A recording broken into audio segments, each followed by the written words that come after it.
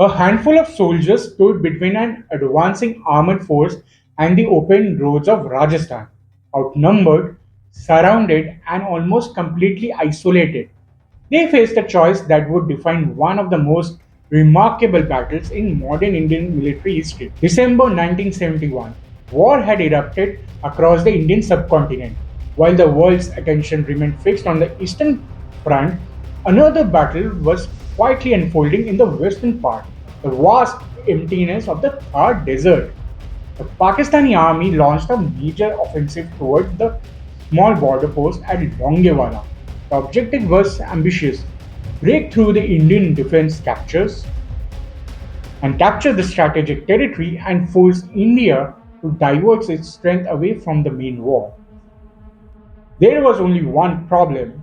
The post was defended by barely more than 100 Indian soldiers under Major Kuldeep Singh Chandpuri. Against them rolled dozens of tanks, supported by infantry.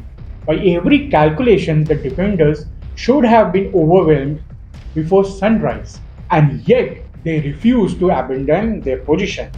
Throughout the freezing desert night, the defenders held their ground. Every passing hour increased the attackers' frustration. The soft desert and slowed heavy armor, mines, and determined resistance disrupted the advance.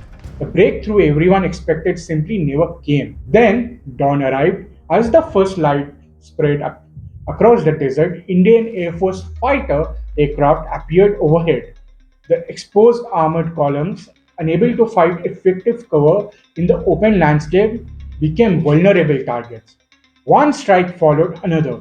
Tanks that had dominated the battlefield only hours earlier were reduced by burning wrecks scattered across the sand. By the end of the battle, the offensive had collapsed.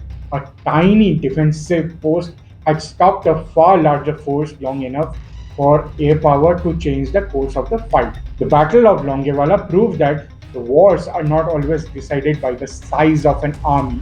Sometimes they are decided by the courage to hold one position through one impossible night.